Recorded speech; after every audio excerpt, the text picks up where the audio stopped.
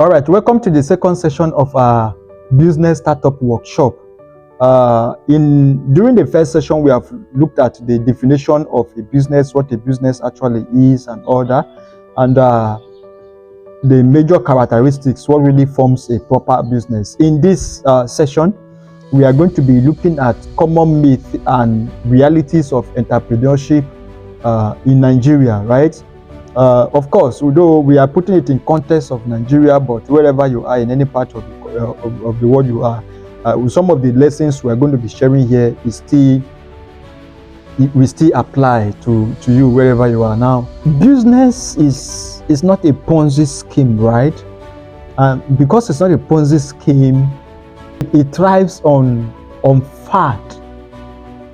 It thrives on reality. No matter how passionate you are about your business, if that business is not realistic, it will fail. And this is very, very critical. So business is not an emotional venture. It's not an emotional engagement.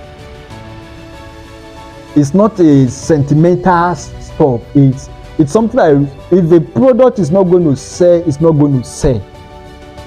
No matter how you package it, no matter how you design it, no matter how you color it, if it's not going to work, it's not going to work.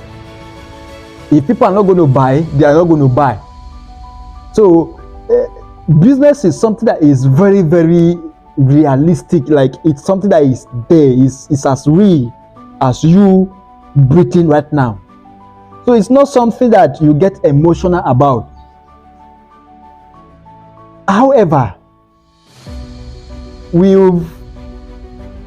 find ourselves at a time when there are a lot of information, and sometimes differentiating the authentic information from the fake information is quite difficult.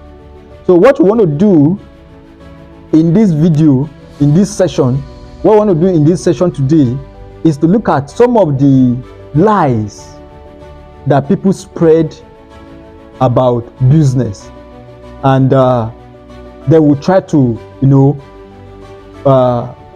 talk about the reality of it. You understand? This we will do as soon as we will return from this quick commercial break. Hi there. Thank you for choosing to participate in our workshop. We're thrilled to have you on this learning journey with us. If you just came across this video online or on our channel, you can access all the workshop videos on our website at jomorc.com or on our YouTube channel at Jomo Mentorship. Looking to take your skills to the next level? Explore our wide range of in-depth courses at elearn.jomorc.com. Here's a glimpse of what we offer. Number 1, business planning and implementation. Number 2, business documentation and accounting. Number 3, business registration and legalization. Number 4, agribusiness establishment and management. Number 5, decoration and event planning enterprise. Number 6, fashion design enterprise. Number 7, food processing and packaging. Number 8, green energy enterprise. Number 9, oil and gas enterprise. Number 10, real estate and construction enterprise. Number 11, technology and security enterprise. And number 12, fintech and e-commerce enterprise. Whether you prefer learning remotely or at your own pace, we've got you covered with our flexible and engaging training experiences. Visit elearn.jomorc.com today and start building the future you deserve. All right, welcome back from that commercial break. Now let's look at some of the myths about business. Number 1 is there is this idea that you need a lot of capital to start a business. You need a lot of capital to start a business. Every business requires capital, and there are varieties, different kinds of capital that you need. I'm sure that the focus of a lot of people is focused on money. People think that you need a lot of money in order to be able to start your business. Please, you need to sit down.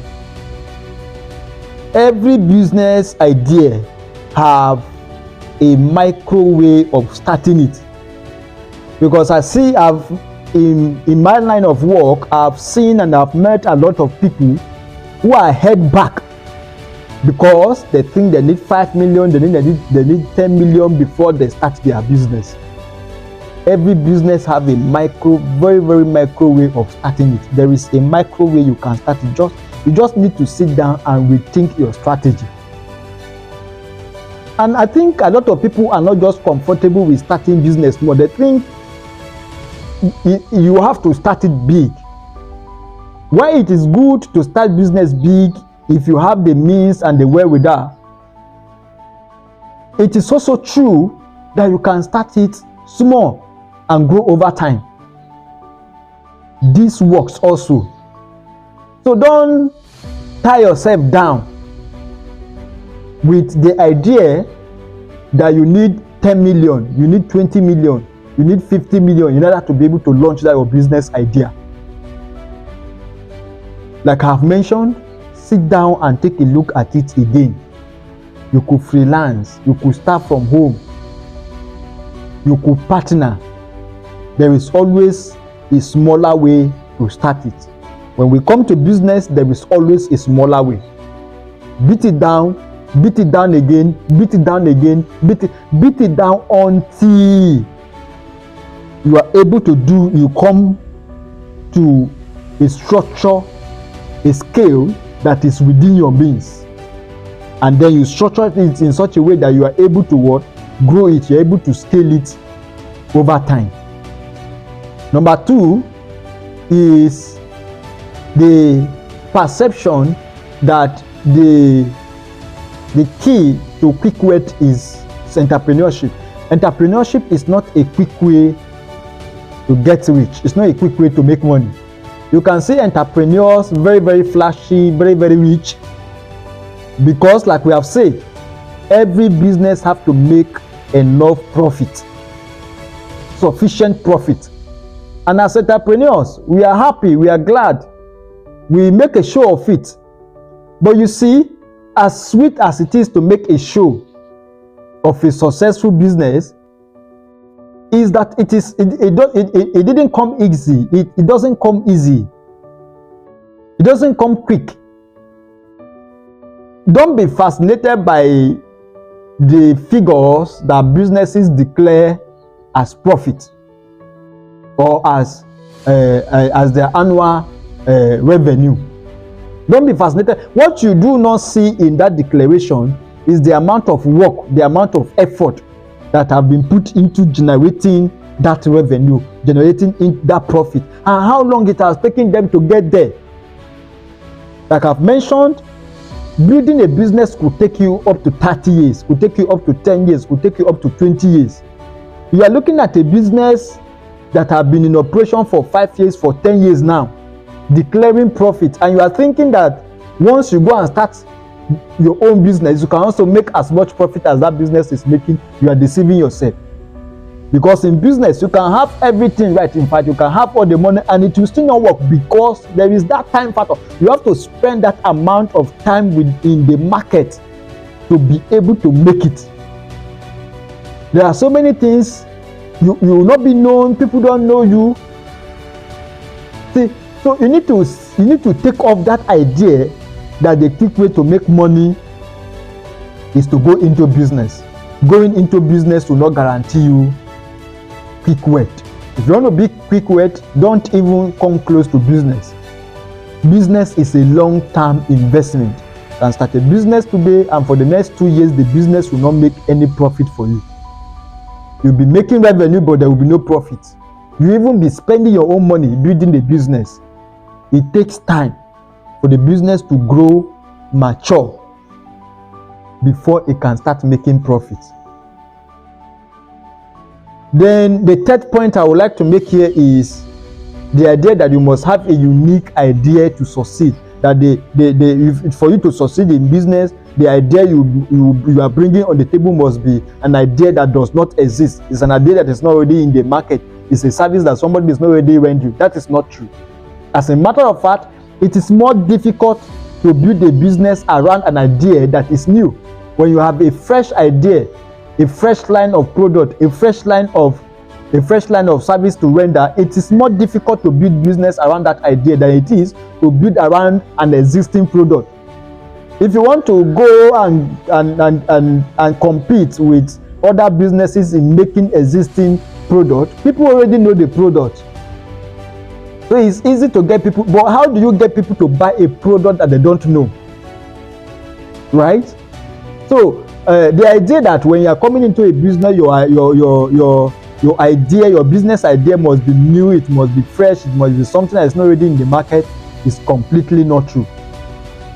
Like I've mentioned, it is easier to scale a business that is in the area, that a business that is in the area of an idea that is already existing, that a product of that is already existing, that it is, to scale a business that is launching a new idea, because you have to do what we call orientation marketing. And orientation marketing is not just expensive, but it's even difficult.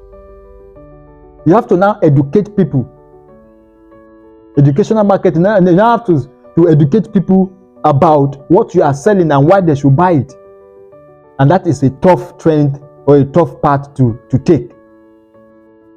We'll take a quick commercial break, and when we return, we'll look at the fourth myth or the fourth point under myth and reality. Hi there. Thank you for choosing to participate in our workshop. We're thrilled to have you on this learning journey with us. If you just came across this video online or on our channel, you can access all the workshop videos on our website at jomorc.com or on our YouTube channel at Jomo Mentorship. Looking to take your skills to the next level? Explore a wide range of in-depth courses at elearn.jomorc.com. Here's a glimpse of what we offer. Number 1, digital marketing fundamentals. Number 2, website optimization and marketing. Number 3, search engine marketing. Number 4, social media marketing. Number 5, content marketing. Number 6, email marketing. Number 7, digital analytics and reporting. Number 8, mobile marketing. Number 9, online reputation management. Number 10, artificial intelligence in digital marketing. Number 11, content creation and copywriting. And finally, number 12, affiliate and CPA marketing. Whether you prefer learning remotely or at your own pace, we've got you covered with flexible and engaging learning experience. Visit elearn.jomorc.com today and start building the future. All right, welcome back from that quick commercial break. Now let's continue. Before we went on a break, we were talking about the fact that you must not have a unique idea to succeed in business. Number 4 is the idea that entrepreneurs have more time. Entrepreneurs are just flexing. So you are looking at an entrepreneur that has built his business for the past 5 years, for the past 7 years, and the person doesn't really come to work every day again because he has people, he has departments, he has staff everywhere, he has manager, people that are already doing things for him. And the person look very free, is attending occasions, attending events, and is traveling up and down, and you feel like, okay, entrepreneurs have a lot of time. Again, that is not true. The nature of your work as an entrepreneur changes as your business grows. You start your business, you are the accountant, you are the marketing officer, you are the sales officer, you are the everything of that business. So you are tied down by a lot of work.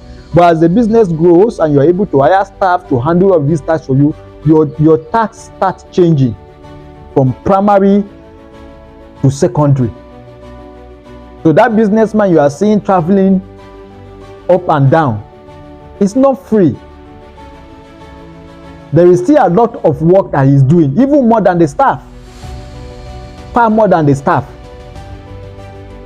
Even at the peak of your business, entrepreneurs still have a lot that they do. They still have research, they still have other businesses that they want to build, other aspirations that they want to pursue.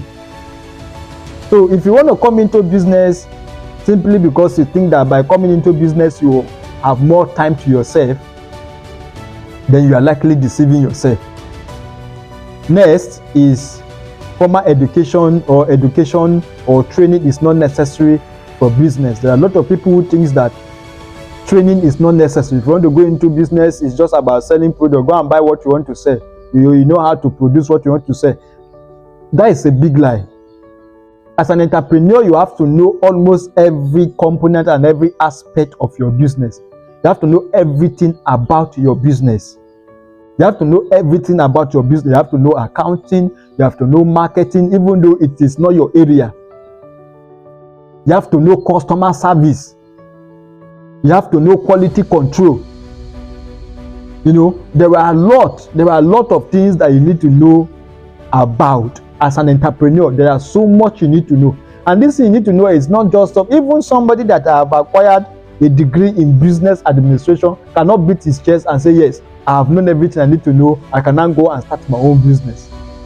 Even so, even when you have started a business, there is still a lot of things. Do you know how much entrepreneurs spend on workshop, attending conferences like this one you are attending for you are participating in for free now? Entrepreneurs spend a lot of money, even taking courses. Even me sitting here, I spent a lot of money taking courses, and I'm still doing so. Even though I know that I have learned a lot about business, because we are in a system that is changing. We are in a system that is evolving. We have to evolve. If you don't evolve with it, you are going to perish. So this is why it is critical, very, very critical for you to learn and relearn and relearn. So you have to be intelligent. Every businessman, irrespective of how correctly his or her English is the most intelligent person that you will ever meet. So a business guy, a business person is not just any person. It's somebody that is very, very intelligent and well educated. The number 6, in Nigeria here, there is the idea that the government does not support entrepreneurs. Truth in some sense, false in some other sense. Because we have government initiatives that is created, agencies are put in place to support entrepreneurs. The question is whether you meet the requirement for some of their support. You know, we have institutions like the mislead, SMIDAN, and BOI, Bank of Industry. These institutions provide fundings to businesses. Where you may have shortage is if your line of business does not support what they are created to support. And I think that is where many of us have challenges, or that you are unable to meet their requirement or the criteria for them to be able to assist you. There are a lot of businesses that have received support from these government agencies, and a lot of people are still in the pipeline to receive this support. So you can check them out on their website and see if you are qualified, if you have what it takes to get this support. There are some of us that are operating businesses that does not fall within the model of these businesses, and there are some other grants and some other things that you can also leverage on, whether it is from the government, from international organizations, or from multinationals. Then the 7th is the idea that you must quit your job if you want to start a business. You want to start a business and you have a job, you must have run that business for at least 2 years first before you will now quit your job. I'm saying at least. Again, it depends on the kinds of business you are doing. There are business you start depending on the foundations you have, the connections you have, the assets you have, the market you are servicing. The business can blow in 6 months, it can blow in 1 year. It can break even. And once the business break even and is able to pay its cost and pay everything and even pay you, that is when you can quit your job. Don't quit your job to go and start a business that have not broken even, because you'll be broken in the process. You have a stable job, you are earning good money. Don't rush to quit to start a business, except of course you have a back 4 plan. If you do not have a back 4 plan, it's not wise for you to quit your job to go and start a business. Start the business aside. And if you cannot start the business aside, put a back 4 plan in place. Then you can quit your job knowing that the back 4 plan will be there to support you. Of course, you want to put your dependent also into consideration. Those who depends on you for livelihood. For example, you are married and all that. Of course, if you are not married and you're a single person, you can do as you please, because when the back 4 comes, you will be the one to bear. You will be the only person to bear the weight. So, thank you very much for participating in this session. I want to believe that this session has greatly unveiled you to many of the things that you need to know about starting your own business. Please, we encourage you to evaluate yourself and see how all of the things that we have mentioned in this video applies to you. Thank you very much. See you in the next session. In the third session, we'll be discussing we'll be having an overview of business growth processes. Thank you.